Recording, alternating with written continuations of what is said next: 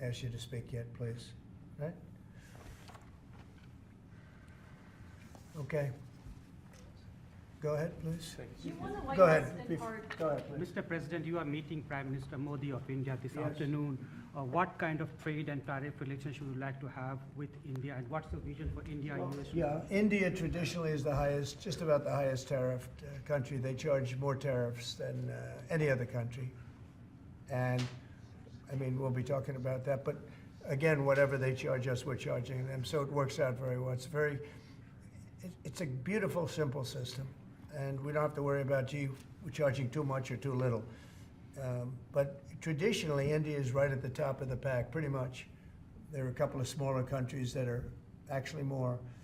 But India is a they charge tremendous tariffs. I remember when Harley Davidson couldn't sell their motorbikes into India because of the fact that India, the tax was so high, the tariff was so high. And Harley was forced to build, I guess they built, I don't know, that was a while ago, but I think they built a factory in India in order to avoid paying the tariffs. And that's what people can do with us. They can build a factory here, a plant or whatever it may be here, and that includes the medical, that includes cars, that includes chips and semiconductors, that includes everything. If you build here, you have no tariffs whatsoever. And I think that's what's going to happen. I think our country is going to be flooded with jobs. What should consumers expect? Are prices going to go up short-term, well, long-term? Not necessarily. I mean, not necessarily, but I'll tell you what will go up is jobs. The jobs will go up tremendously. We're going to have great jobs for everybody. This is something that should have been done many years ago. China did it. I mean, China did it at a level that probably nobody's ever seen before. If you manufactured a car, you couldn't send it into China. The tariff was so high. So everybody went and they built in China. It was no big secret. So we're going to see, but it's going to mean tremendous amounts of jobs. And ultimately, prices will stay the same, go down. But we're going to have a very dynamic country. But if prices go up, Mr. President, because of these tariffs, who do you think voters should hold responsible? Oh, I think what's going to go up is jobs are going to go up. And prices could go up somewhat short term, but prices will also go down. And I think the farmers are going to be helped by this very much because product is being dumped into our country and our farmers are getting hurt very badly by the last administration. The last administration hated our farmers, like at a level that I've never seen before. I think our farmers are going to be helped. Jobs are going to be helped, but our farmers are going to be helped. Our manufacturers are going to be helped.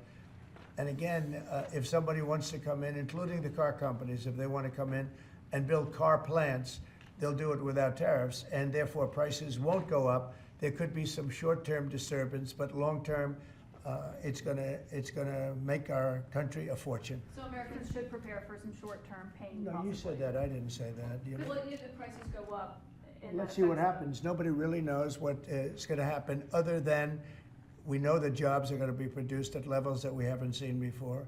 We know that we think interest rates are going to ultimately be coming down because of things that happen, and they go hand in hand with the tariffs.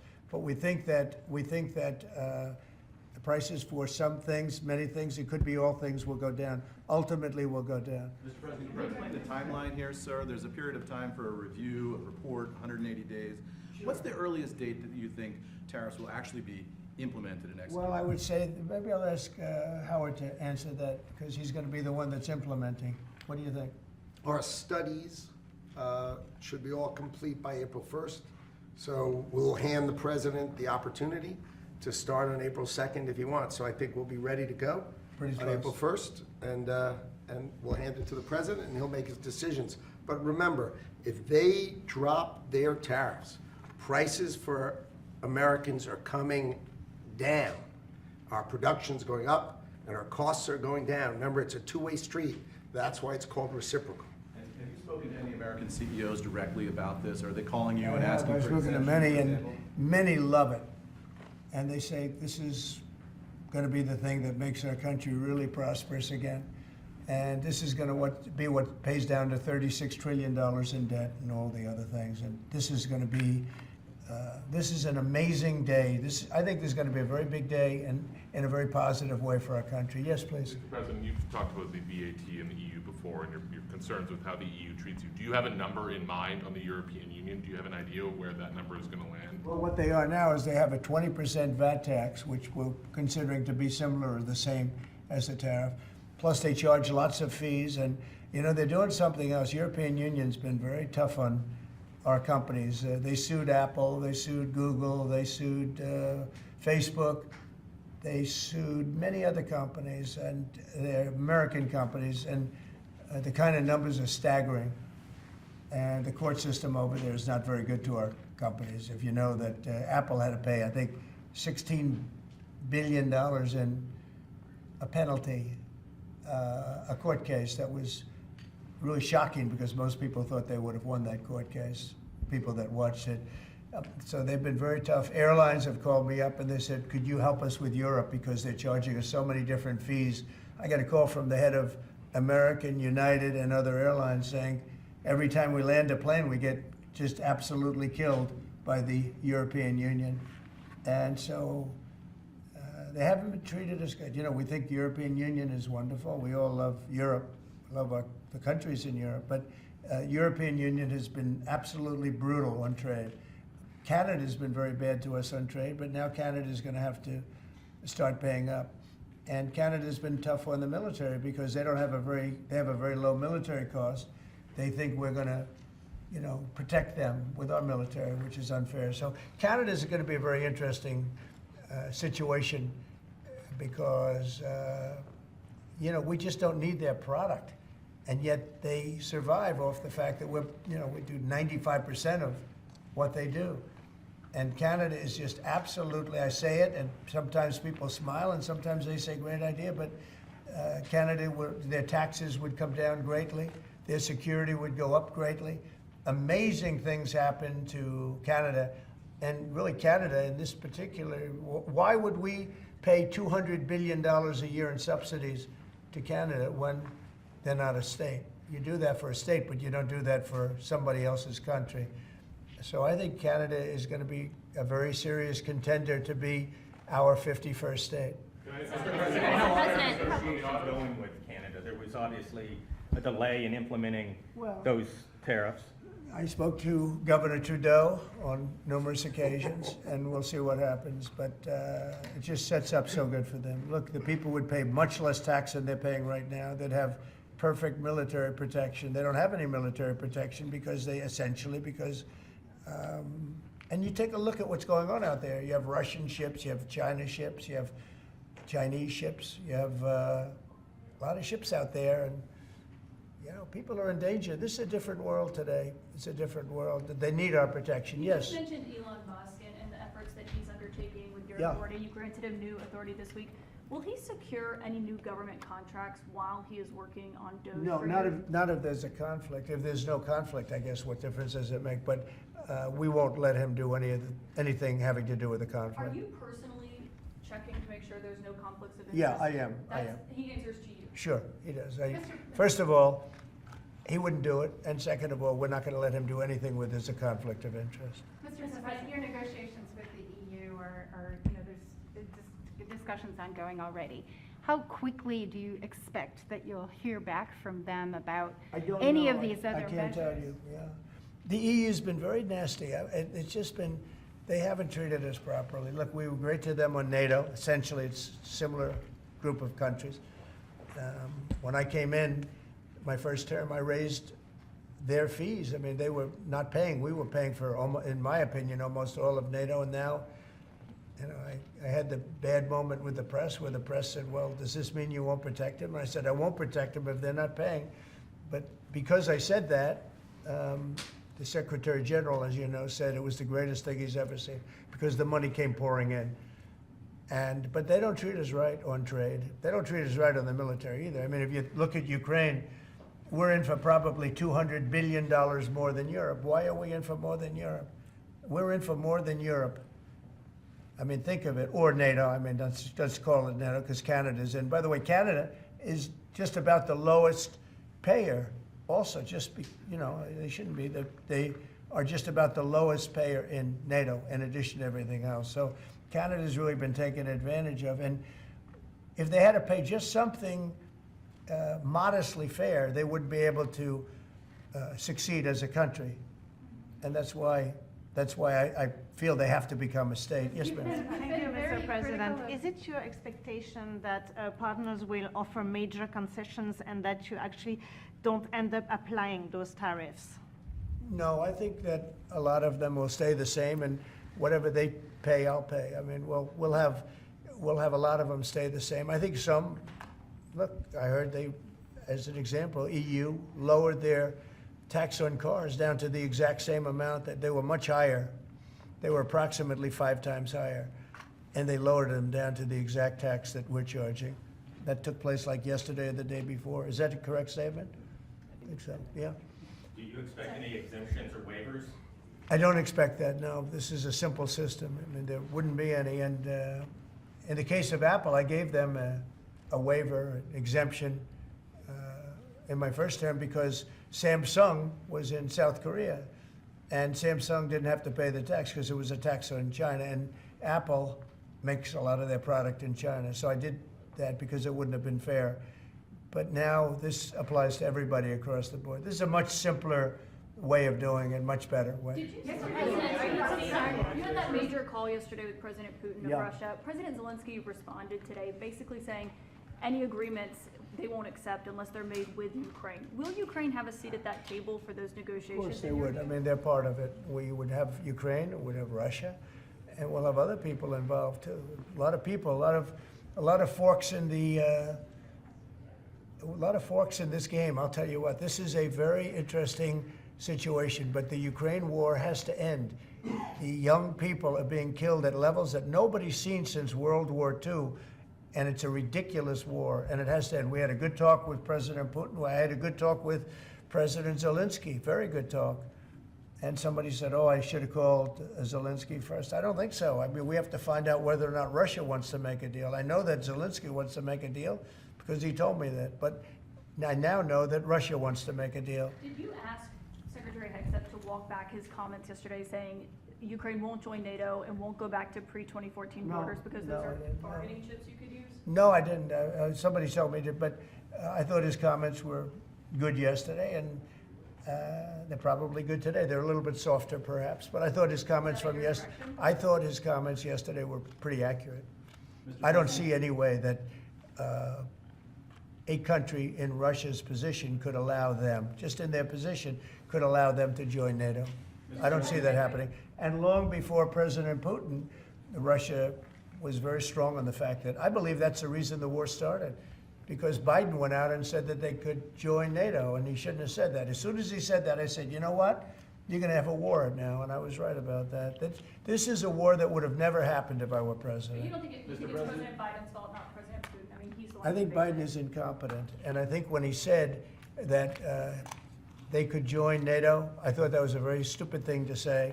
I thought when he said, well, it depends if it's a minor incursion. In other words, it's okay if Russia does a minor incursion. I thought that was a very foolish thing to say. What should we expect on auto? It started. The other thing that got it started was how badly Milley and these stupid people, the bad generals, how badly they did with Afghanistan. I was going to pull out, but we were pulling out with dignity and strength, and we were going to take our equipment with us and everything else. They are, I mean, what they're doing is, what they did with that, I think Putin looked at that mess and he said, wow, this is a great time, I'm going to go in. But what the Americans said, I'm not blaming Americans, but I will say what they said had a big influence on his deciding to go in. Yeah. When Elon Musk met with Prime Minister Modi earlier today, did he do so as an American CEO or did he do so as a representative of the U.S. government? Are you talking about me? No, Elon Musk. Elon, I don't know. They met, and I assume he wants to do business in India. But India is a very hard place to do business in because of the tariffs. They have the highest tariffs just about in the world, and it's a hard place to do business. No, I would imagine he met possibly because, you know, he's running a company. He's doing this as a as something that he's felt strongly about for a long time, because he sees what's happening, and he sees how the country is really being hurt badly by all of the fraud, waste, and abuse. Yeah. So how do you know whether he's meeting with the CEO or meeting with a representative of your government?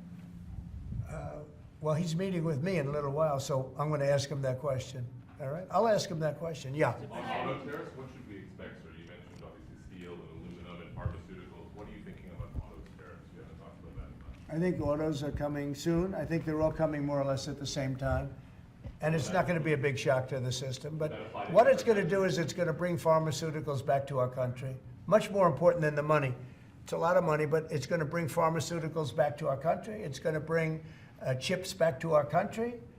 It's going to bring automobile. We're going to do a lot more automobile manufacturing in our country. You know, when I did this, when I announced this during the campaign, they were going to build the largest car plant in the world in Mexico. It was almost under construction. It was just starting. And when they heard me make that statement, and they thought I was going to win the election, actually, it was a few months before the election itself, China was building the car plant. It was going to be the largest in the world. They immediately stopped construction. You can see the foundations there. They immediately stopped. When they heard I was doing this, that would have destroyed Detroit. It would have destroyed Michigan. This plant would have taken up more than almost the whole state built. And it would have been very destructive. When they heard me speak, and they said, wow, if he gets in, we're gonna lose our shirt. So they stopped building. That's the impact that tariffs have. Again, you know, I say it, and I say it loudly. It's the most beautiful word, but now I say religion, love, and a couple of other things are more beautiful, because I got in a lot of problem with the fake news when they said, oh, other things are more important. God is more important, but these are the words. But I would say it's number 4 or 5. To me, it's the most beautiful. And I'll tell you what, I think really reciprocal tariffs, those 2 words, reciprocal makes tariffs really fair. There'd be no exemptions, right? It would be all auto imports? Any exemptions, no, because you don't need to. With reciprocal, you don't need to. Mr. President, is Gavin Klager just arrived at the IRS? Fox Radio. Do you have a update on the TikTok negotiations? And Yeah, kind we have a lot of that people. Timeline's running out, isn't it? Sure, well, I have 90 days from about 2 weeks ago, right? And I'm sure it can be extended, but let's see, I don't think you'll need to. We have a lot of people interested in TikTok, and I hope to be able to make a deal. I think it would be good. You know, people have learned it's very popular, and we'll have to probably get approval from China to do it, but we have a lot of people that are interested, and a lot of people, I think China will be interested because it's to their benefit too. So I look forward to that, but we have a lot of people that are interested in TikTok, quite a few. Mr. President, Doge workers arrived today, Gavin Klager and others arrived today at the IRS. Do you expect to close the IRS, or what are you expecting? No, I don't expect it, but I think that the Internal Revenue Service will be looked at like everybody else. Just about everybody's going to be looked at. So it's they're doing a hell of a job. It's an amazing job they're doing. And you know, that force is building these, I call it the force of super geniuses, but it's building. And you know, they go up and they talk to some of the people about certain deals, and the people get all tongue-tied. They can't talk because these people get it. They're very smart people. We need smart people. Yes. Brian? On tariffs, sir. Yeah, Brian? Yes, sir. Mr. President, I know that during the campaign, it was huge in Pennsylvania as far as bringing back manufacturing. Have we talked to any CEOs since the tariffs were announced on steel and aluminum? What's the feedback from those guys? They are in love with it. As you know, in Pennsylvania, U.S. Steel is through the roof. They're all through the roof. That's why I didn't want U.S. Steel to make a deal with Japan or anybody else. I think it's going to do great. But I think maybe more than anybody else, the steel companies and aluminum companies, they're in love with what's happened. And this will eventually be the car companies and chip companies. We have to have chips made in this country. Right now, everything's made in Taiwan practically, almost all of it, a little bit in South Korea. But everything, almost all of it is made in Taiwan. And we want it to be made. We want those companies to come to our country, in all due respect. You know, they took the business away. Taiwan took our chip business away. We had Intel, we had these great companies that did so well, and it was taken from us, and we want that business back. We want it back in the United States. And if they don't bring it back, we're not going to be very happy. You Sir, on mentioned tariffs, are you- pharmaceuticals as well in China. That's national security to bring that back. Yeah, China and other places. We want to get the pharmaceutical and drug business back into the United States, where it should be, right? Sir, on tariffs, are you concerned that the countries that would be most affected, like India, would just shift their trading to China? No, I'm not concerned about anything, really. I mean, I'm just doing what's fair. This is a very fair thing. This should have been done a long time ago. I would have done it, but then COVID hit. I was getting ready to do this years ago, and first term, we had the most successful economy in history, and then COVID hit, and this was going to be the thing that I was most waiting to do, but it was awfully hard to do this with Italy and France and Spain, and all those people were dying, and then we put tariffs on. See, I have a big heart. Sir, on Ukraine, when Putin says that he really wants peace, do you believe him? Yeah, I do. I believe he wants peace. I believe that President Putin, when I spoke to him yesterday, I mean, I know him very well. Yeah, I think he wants peace. I think he would tell me if he didn't. I'd like to see peace. Do you trust President I Putin? believe that, I believe that he would like to see something happen. I trust him on this subject. I think he'd like to see something happen. I think it could have happened a long time ago. I think Biden, number one, it shouldn't have started, but it did. And now all those cities are knocked down, like demolition sites. All those beautiful golden towers are knocked down. There's nothing going to replace them. But much more importantly, you lost millions of people. A lot of soldiers, but you lost millions of people. When they knocked down those cities, and they're all laying down on the side, they're lying down just in ashes and all crumbled up concrete. They literally look like a world-class demolition site.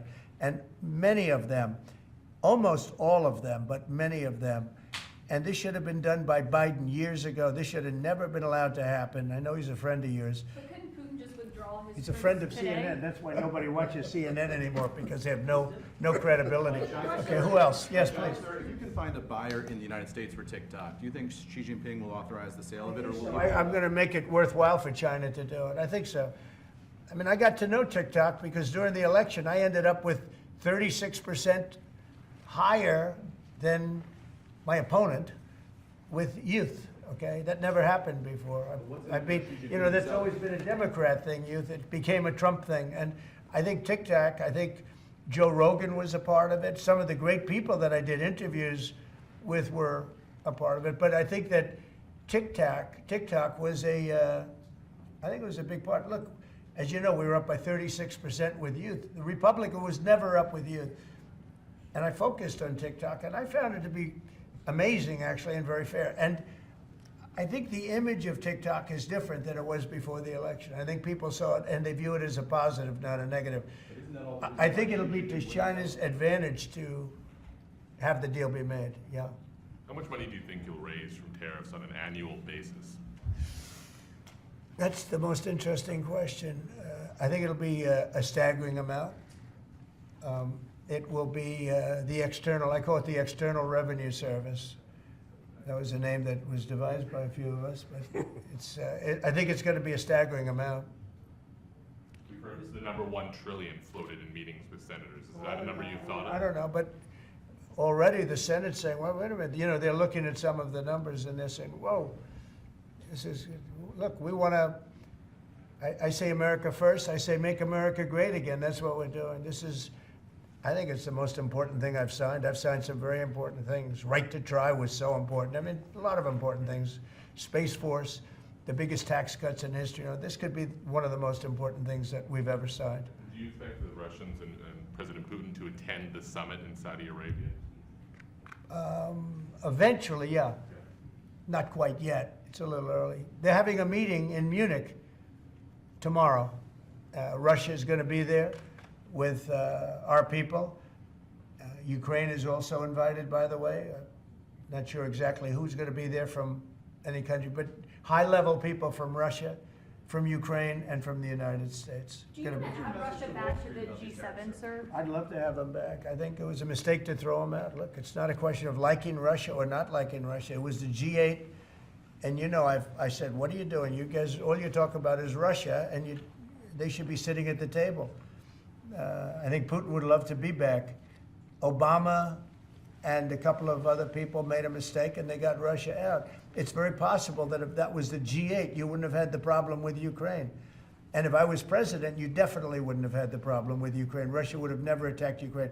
But you ask a very good question, the G8. It used to be the G8, and then these people threw them out. And I was arguing with Trudeau and with numerous of the people. Actually, Prime Minister Abe, a great man from Japan, agreed with me 100%, and some of the others did too. But I got there, it was the G7, as you know.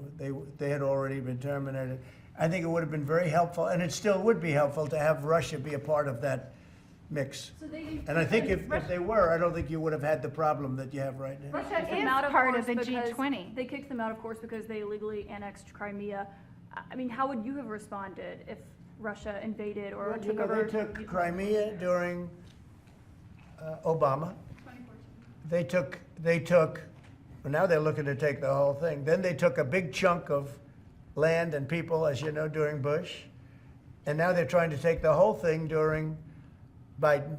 You know, the only one that didn't give them anything is Trump. They never took anything with Trump, nothing, not 2 inches of property of land. But Crimea was Obama. And then Bush gave them a lot, if you remember. And then, in fact, it's a sort of a standard little phrase, and Biden's giving them everything because this is a war that shouldn't have been had. And the only one that didn't give them anything is Trump. It's just the way it is. What's the message from Wall Street about these tariffs? So there's been some nervousness on Wall Street about the I don't think impact. so. I mean, there hasn't been very much, and I think it's going to make the United States stronger, and in many ways it could make other countries stronger too. You know, other countries want to have a strong United States. They want to have a strong America. And I think it's going to make us very, very strong, much stronger. And we have a lot of work we're doing on the military. Our military already, I've authorized some contracts to be built that are very substantial. We're building the greatest equipment in the world. We have the greatest military equipment in the world. We're building it.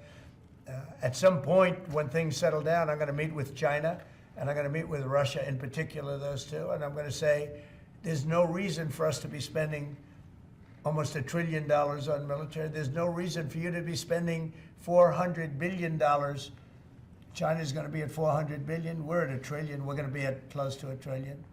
And I'm going to say, we can settle this on, we can spend this on other things. We don't have to spend this on military because, and I'm going to be meeting with China. You know, we were trying to de-escalate nuclear, and I was in a position where Russia had agreed and China had agreed we were going to start, and then we had a rigged election, so that never took place. But this one was too big to rig. We won by so much that it was too big to rig. You want to do the China meeting in the United States, or would you travel to China for that? For what? A China meeting?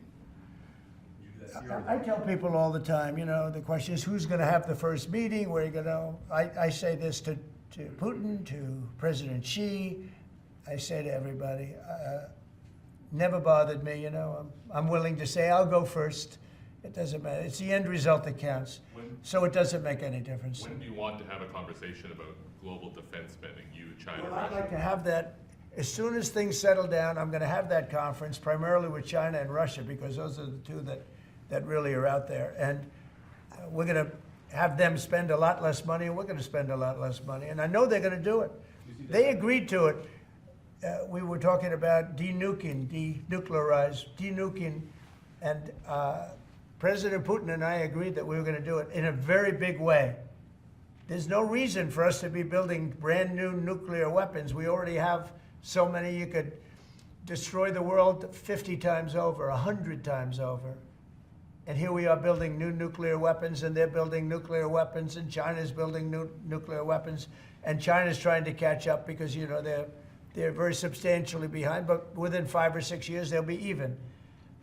And we're all spending a lot of money that we could be spending on other things that are actually, hopefully, much more productive. Hopefully, there'll never be a time when we need those weapons. If there's ever a time when we need nuclear weapons, like the kind of weapons that we're building and that Russia has and that China has to a lesser extent, but will have, that's going to be a very sad day. That's going to be probably oblivion. Do you see that as separate conversations, or do you see one giant summit with you, Xi Jinping, and Vladimir Putin? Yeah, I could see that. let things calm down a little bit. You know, when I left, we had no Middle East problem. We had no Russia going into Ukraine. They never would have done it. Putin never would have done it. And I came back and we got like the whole world is blowing up. So when we straighten it all out, then I want to have one of the first meetings I want to have is with President Xi of China, President Putin of Russia, and I want to say, let's cut our military budget in half. And we can do that. And I think we'll be able to do it. If Elon Musk identifies wasteful spending in the Defense Department, defense contractors and the like, are you willing to go after that spending as well? That's been. We have to go waste, fraud, and abuse, yeah, and we're doing that. Could we, I'm just wondering about your conversations on defense spending. Would you want to do that as a trilateral, or would you use the existing body that also already includes China and Russia, the G20? No, it's the people. It's President Putin, President Xi. I don't need bodies. I don't need anything. It's people. It's all about people. It's about relationship and people. And, you know, I've had a good relationship with President Putin. I've had a good relationship with President Xi. It's about people. And I think when things straighten out, which I hope will be in the not too distant future, the meeting I want to have first is a meeting with China and a meeting with Russia on slowing down, stopping, and reducing nuclear weapons in particular, and also on not having to spend the kind of money we're all spending on weapons, military weapons generally. I think my question is, would you have those meetings separately with each of those leaders, or would you try to bring them all together? Both. You start off separately, and that's what was happening. I was dealing with President Putin. We had really an understanding where we were going to denuclearize. What a beautiful term that is, right? Denuclearize. What a great thing if we could do that. And we were going to, he really liked the idea, and so did I. And we had then called China, and China was very open to it. And then COVID hit, and then we had a rigged election. But now there was no rigged election. Now we have an election that was too big to rig. That's what my whole theme was, too big to rig. And they tried, but they didn't pull it off. Sir, as part of the reciprocal tariffs, would you also direct agencies to study the impact they would have on prices in the U.S.? No, there's nothing to study. There's nothing to study. It's going to go well. The United States is going to become a very, very strong economically country. Yeah. Mr. President, in the past you have spoken against BRICS. India is part of BRICS. Do you want to dismantle BRICS, or you want to US want to be part of it? I don't care, but BRICS was put there for a bad purpose, and most of those people they don't even want to talk about it now. They're afraid to talk about it because I told them if they want to play games with the dollar, then they're going to be hit with a 100% tariff the day they mention that they want to do it. And they will come back and say, we beg you not to do this. BRICS is dead since I mentioned that. BRICS died the minute I mentioned that. And I remember when Obama and Biden in particular, I guess he said that, they have us over a barrel. They don't have us over a barrel. We have them over a barrel. If BRICS wants to play games, those countries won't trade with us. We won't trade with them. And if any trading gets through, it'll be 100% tariff at least. On your What would cabinet, be You your know what? When they hear that, what do you think they're going to do? They're going to say, look what happened to BRICS. They didn't want to talk about it. They don't even want to admit that they were a member of BRICS. That's what's happened. On your cabinet, sir, we saw Robert F. Kennedy Jr. get confirmed. He's going to come in here and be sworn in. Mitch McConnell has now voted against several of your nominees. He voted against RFK Jr. as the next health secretary, citing conspiracy theories. What's your reaction to that? Well, I feel sorry for Mitch.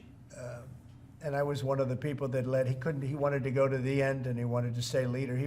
He's not equipped mentally. He wasn't equipped 10 years ago mentally, in my opinion. He'd let the Republican Party go to hell. If I didn't come along, the Republican Party wouldn't even exist right now. Mitch McConnell never really had it. He had an ability to raise money because of his position as leader, which anybody could do. You could do it even, and that's saying a lot. But the fact is that he raised money and he gave a lot of money to senators, and so he had a little loyalty based on the fact that as leader you could raise a lot of money. Senators would call me and they say, he wants to give me 25 million, can I take it? I'd say, take the money, take the money. But he engendered a certain amount of, I don't even call it loyalty. He was able to get votes. But I was the one that got him to drop out of the leadership position, so he can't love me. But he's not voting against Bobby, he's voting against me, but that's all right. He endorsed me. You know, do you know that Mitch endorsed me, right? Well, he did You have think that was polio, easy? and What? He had polio, obviously, and his. I don't decided know. that I don't know was- anything about he had polio. He had polio. Are you doubting that he had polio? I have no idea if he had polio. All I can tell you about him is that he shouldn't have been leader. He knows that. He voted against Bobby. He votes against almost everything now. He's a very bitter guy, and we have a very strong party. And he's almost not even really a very powerful member. I'd say he's not he's lost his power, and it's affected his vote. And it's one of those things. But in the meantime, Bobby did great, got more votes than anybody thought, and I think he's going to do phenomenally, just phenomenally in that position. And everybody else likewise did well. Not only well, they got more votes than anybody thought. Tulsi, look at how she did. She did great. Marco got 99 votes. How about that? And Marco got 99 votes. And Marco, by the way, I have to tell you, Marco Rubio's done a fantastic job. He's been a great Secretary of State. They're all doing great. But we're going to have a swearing in today, and maybe we're going to have a second one, because I hear we have a couple of them coming up. And the man behind me is doing a fantastic job, Secretary of Commerce. And I think you're going to see something very big come from today's signing. This is going to be a very important signing. Okay? On U.S. Steel, sir, can I ask very quickly? You said you'd meet with the head of that company and the Japanese company. U.S. Steel is going to be here, and a lot of the steel companies are coming. I think steel companies, they love what's happening to them. We saved it. If I didn't do the tariffs from my first term, you wouldn't have one steel company here. You wouldn't have one steel. There wouldn't be a steel company alive in the United States. And right now, they're going to be thriving. They're doing very well, but they're going to be thriving. They're going to be coming out. People are going to want to buy those steel companies like crazy. Are you still planning to mediate talks between Nippon Steel and U.S. Steel? Yeah, I don't know. I think U.S. Steel right now has all the power. The tariffs have given U.S. Steel a new lease on life. Okay? Thank you all very much. Thank you. Thank you.